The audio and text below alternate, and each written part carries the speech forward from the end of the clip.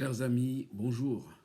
Je suis très heureux d'être de nouveau avec vous alors que nous continuons l'étude des miracles de Jésus.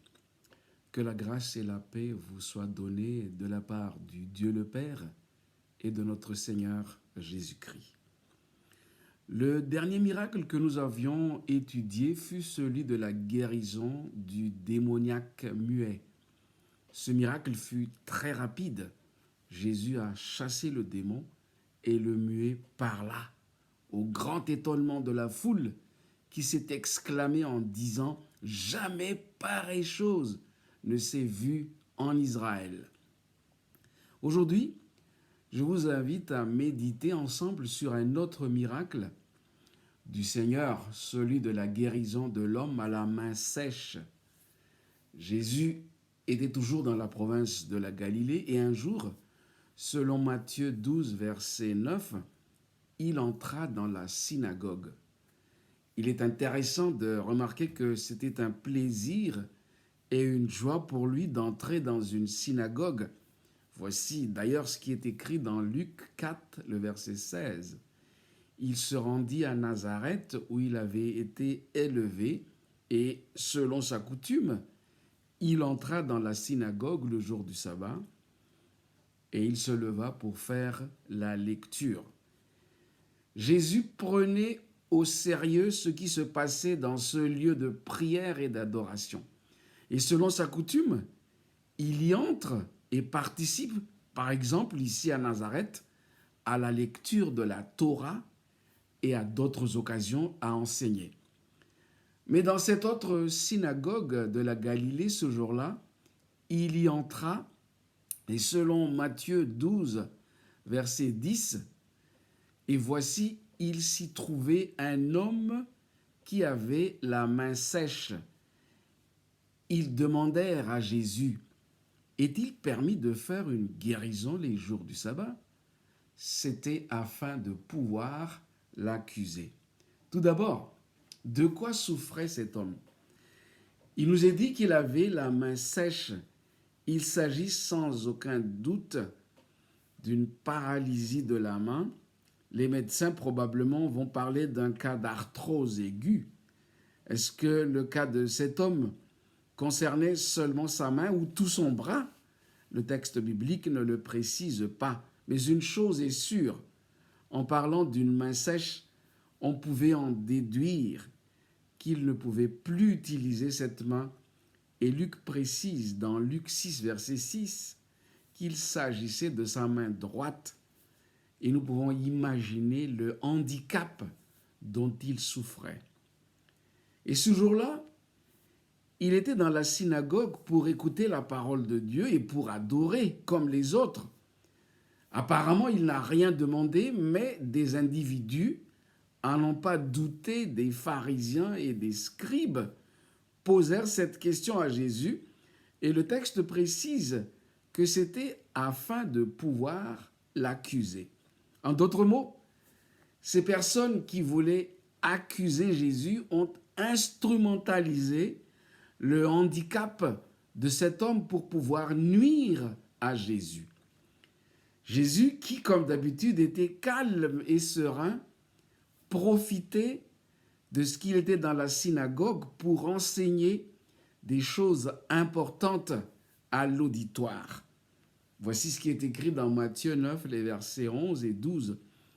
Il leur répondit, « Lequel d'entre vous, s'il n'a qu'une brebis et qu'elle tombe dans une fosse le jour du sabbat, ne la saisira pour l'en retirer? Combien un homme ne vaut-il pas plus qu'une brebis? Il est donc permis de faire du bien les jours du sabbat. » Notre Seigneur est un fin pédagogue. Il utilise une illustration qui parle à ce public qui connaît bien la vie d'un troupeau de brebis. Personnellement, quand j'étais adolescent, nous passions nos grandes vacances à la campagne chez nos grands-parents. Et mon frère et moi, tous les jours, nous accompagnions les bergers de nos grands-parents pour garder le troupeau de zébus, mais il y avait aussi un petit troupeau de brebis. Et je peux vous dire combien les brebis sont fragiles. Elles ont besoin d'une attention particulière. Et je me souviens qu'il est fréquent que certaines brebis tombent dans une fosse et elles ont besoin d'aide pour les retirer de là. Et Jésus pose cette question à son auditoire et surtout à ceux qui ont posé la question piège. Lequel d'entre vous, s'il n'a qu'une brebis et qu'elle tombe dans une fosse le jour du sabbat, ne la saisisse pour l'en retirer? La réponse tombe sous les sens. Vous n'avez qu'une brebis, elle tombe dans une fosse, fragile comme elle ne pourra s'en sortir toute seule. Personne ne la laissera dans ce trou, à la merci des renards, des loups et aussi des voleurs. Ce fut une question de vie ou de mort pour la brebis unique. Personne ne dira qu'il faudra la laisser là, puisque c'est le jour du sabbat, livrée à elle-même. Et au verset 12, Jésus va répondre directement maintenant à la question. Combien un homme ne vaut-il pas plus qu'une brebis? Jésus souligne ici la valeur de la vie d'un homme. Et nous pouvons comprendre qu'au-delà de la situation d'une brebis qui est tombée dans une fosse et d'un homme qui a la main sèche, Jésus voit la situation du pécheur qui est tombé dans l'abîme du péché. Le pécheur a besoin d'une main qui puisse le secourir pour le retirer de l'abîme profonde du péché. Et cette main secourable, c'est celle de Jésus qui est venu chercher et sauver ce qui était perdu. Luc 19, 10. Et nous voyons sa conclusion en réponse à la question des pharisiens à la fin du verset 12. Il est donc permis de faire du bien les jours du sabbat. Il faut préciser qu'au premier siècle de notre ère et après, l'observation du sabbat était très stricte et comportait des dizaines de restrictions qui alourdissaient, pour dire le moins, l'observation de ce saint jour. Et Jésus voulait en même temps ouvrir les yeux de ses auditeurs sur l'importance de l'esprit de la loi et non de la lettre de la loi. Selon cette explication de Jésus, chers amis, il est de notre devoir de faire le bien les jours du sabbat, toutes les fois que les occasions se présentent à nous. Et sans attendre la réaction de ces détracteurs après cette réponse à leur question, Jésus se tourne vers l'homme à la main sèche. Matthieu 12, verset 13. Alors il dit à l'homme, « Étends ta main. » Il l'étendit et elle devint saine comme l'autre. Le miracle se produit ici, chers amis. Normalement, cet homme ne pouvait étendre sa main puisqu'elle était paralysée. C'était une main sèche, mais Jésus lui dit de l'étendre. Que devons-nous comprendre concernant l'ordre que Jésus a donné à cet homme? Vu son handicap, il ne peut pas étendre cette main. Mais ce que Jésus lui demande, c'est d'avoir confiance en lui et d'obéir, même si normalement il ne peut pas étendre sa main. Et cet homme avait cette foi-là. Et le texte biblique nous dit qu'il l'étendit et elle devint saine comme l'autre. Nous avons une leçon très importante sur la foi ici, chers amis. Cet homme a cru à la parole de Jésus et il a obéi à l'ordre du Seigneur avant même la guérison de sa main. C'est exactement la définition biblique de la foi telle que nous la trouvons dans Hébreux 11, verset 1. Or, la foi, c'est une ferme assurance des choses qu'on espère, une démonstration de celles qu'on ne voit pas. Dans cette synagogue, cet homme était en face de Jésus. Nous ne savons exactement s'il savait que les pharisiens avaient instrumentalisé son handicap. Mais lorsque Jésus a donné l'exemple de la brebis tombée dans une fosse le jour du sabbat et que logiquement, tout le monde devrait la secourir. Et quand Jésus a ajouté qu'un homme vaut plus qu'une brebis et qu'il est permis de faire du bien le jour du sabbat, à ce moment précis, il avait beaucoup d'espoir dans son cœur que Jésus pouvait le guérir. Jésus voulait lui faire du bien, car il vaut beaucoup plus qu'une brebis. Et lorsque Jésus lui a dit d'étendre la main, il n'a pas hésité une seconde, car il avait confiance en Jésus. Et il a obéi. Il étendit sa main et elle devint saine comme l'autre. Voici ce que Jésus dit à une autre occasion, mais cette fois-ci concernant la prière. Marc 11, verset 24. C'est pourquoi je vous dis, tout ce que vous demanderez en priant, croyez que vous l'avez reçu et vous le verrez s'accomplir. En d'autres mots, lorsque nous prions, nous devrions croire que nous avons déjà reçu ce que nous avons demandé. C'est cela la foi de l'homme qui avait la main sèche. Lorsque Jésus lui a demandé d'étendre la main, il a cru que sa main était déjà saine comme l'autre et qu'il pouvait l'étendre allègrement.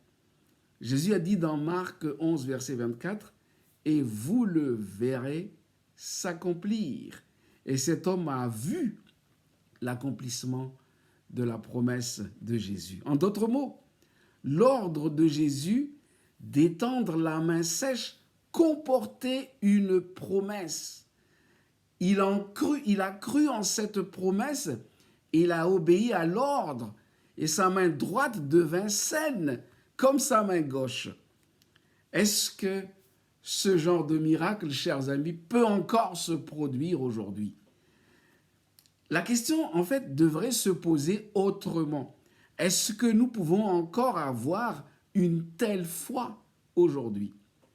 Eh bien, la réponse est oui. L'année dernière, nous étions en vacances dans le sud de la France, près d'Aix-en-Provence. Nous étions chez des amis et un jour, leur fille était triste car elle a perdu son portefeuille avec tous ses documents, carte d'identité, carte bancaire, permis de conduire, etc. Lorsque nous avions appris cela, nous étions aussi très tristes, ma femme et moi. Et nous avions invité tous ceux qui étaient dans la maison à prier spécialement pour Jessica concernant la perte de son portefeuille. Ce jour-là, dans le salon, nous étions, je crois, une dizaine de personnes et j'ai demandé à tout le monde de se mettre à genoux. Et j'ai prié avec confiance au Seigneur en lui demandant de faire en sorte que Jessica retrouve son portefeuille avec tous ses documents vitaux. J'ai demandé au Seigneur de nous donner à tous la foi.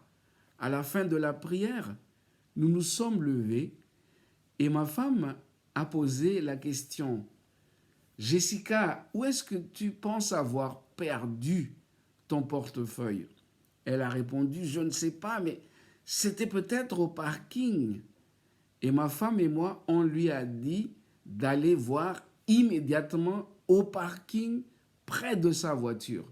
Et là, avec ma femme, Jessica a commencé à chercher à l'intérieur de sa voiture et à l'extérieur. Pendant qu'elle cherchait méthodiquement, deux femmes qui s'apprêtaient à entrer dans une autre voiture à côté de celle de Jessica leur ont dit « Que cherchez-vous » Et Jessica leur a dit qu'elle a perdu son portefeuille. Et l'une des femmes lui a dit « J'ai retrouvé ton portefeuille, va le chercher dans le magasin qui n'est pas trop loin d'ici avant qu'il ne se ferme. » Jessica est allée chercher son portefeuille dans le magasin en question. Il y était, intact. Une autre expérience, c'était au début de mon ministère pastoral. J'habitais à Antsirabé. j'ai conduit une mini-campagne d'évangélisation près du petit village de Manandoune sur la RN7 à une vingtaine de kilomètres d'Antirabé. 2 amis m'ont proposé de venir avec moi. Nous avions chacun notre motocyclette. Le voyage aller s'est déroulé dans la joie et la bonne humeur.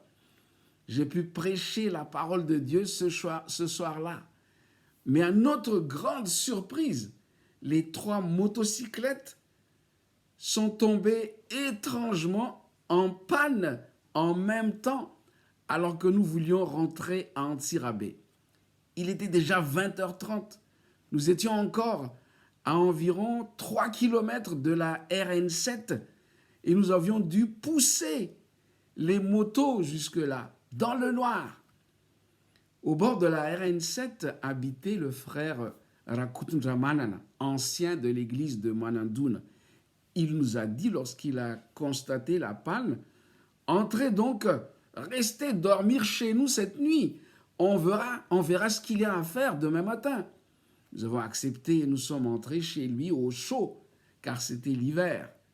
Une fois entrés dans la maison, j'ai proposé qu'on fasse une prière afin que Dieu puisse nous donner une solution.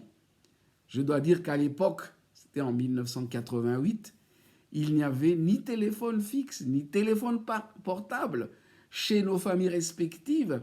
Et donc, nos familles allaient beaucoup s'inquiéter car nous devions rentrer après les conférences. À la fin de la prière, j'ai dit au frère Kutunjamanan, « Merci beaucoup pour votre hospitalité, mais maintenant nous devrions partir car Dieu a déjà une solution. » Et alors il me dit les yeux dans les yeux, « Quelle solution ?» Alors je lui ai dit, « Dieu a la solution et nous devrions attendre au bord de la RN7 maintenant. » Je me souviens encore de son visage lorsque je lui ai dit cela, mais il a accepté sans discuter. Nous sommes sortis de la maison, on a poussé nos 3 motos en panne au bord de la route. 2 minutes après, une Peugeot 404 camionnette de la société Colas venait vers nous en direction d'Antirabé. Nous étions dans le noir, mais j'ai fait un signe pour demander l'autostop. Le véhicule s'est arrêté. Le chauffeur de Colas nous a dit « Que se passe-t-il, les amis ?» Je lui ai expliqué et il m'a dit sans hésiter « Embarquez vos motos à l'arrière, montez vite, je suis déjà en retard. » On a eu à peine le temps de dire au revoir au frère Kutunjamanan et à sa famille. La Peugeot 404 camionnette démarrait en trombe. 40 minutes après, nous étions au centre-ville d'Antirabé. Et le conducteur nous a dit de descendre. Nous avons remercié le Seigneur de tout notre cœur. Mes 2 amis, Olivier et Casal, habitaient au centre-ville. Moi, je devais encore aller à 1 kilomètre de là. J'ai pris ma mobilette, une Honda Camino. J'ai pédalé pour essayer de démarrer. Elle a démarré au quart de tour. Olivier et Casal m'ont regardé partir, les yeux ébahis. Il était 10 heures du soir. Marc 11, 24, c'est pourquoi je vous le dis, tout ce que vous demanderez en priant, croyez que vous l'avez reçu et vous le verrez s'accomplir. Prions le Seigneur. Notre Dieu, notre Père, nous voulons te remercier pour l'histoire de la guérison de cet homme qui avait la main sèche dans la synagogue. Merci Seigneur, car en expliquant à l'auditoire et surtout à ceux qui ont voulu te piéger qu'il était important de sauver le jour du sabbat et qu'il est permis de guérir, de faire du bien le jour du sabbat. Car nous valons plus qu'une brebis tombée dans une fosse. Seigneur, nous avons du prix à tes yeux et tu es venu nous secourir par ta main puissante de l'abîme du péché dans lequel nous sommes tombés. Merci Seigneur. Merci ô notre Sauveur. Mais aujourd'hui, nous voulons te demander de nous donner la foi de cet homme qui avait la main sèche, qui a cru en toi et qui, même si sa main était paralysée, a obéi à l'ordre que tu as donné d'étendre cette main. Il l'a étendue et elle fut devenue saine comme l'autre main. Donne-nous, Seigneur, d'avoir la foi de cet homme en toutes circonstances et de t'obéir et aussi d'avoir beaucoup de foi dans nos prières. Aide-nous à avoir confiance en toi en toutes circonstances, Seigneur, et à avancer par la foi en vue de t'obéir dans les moindres détails de notre vie. Bénis tous les auditeurs.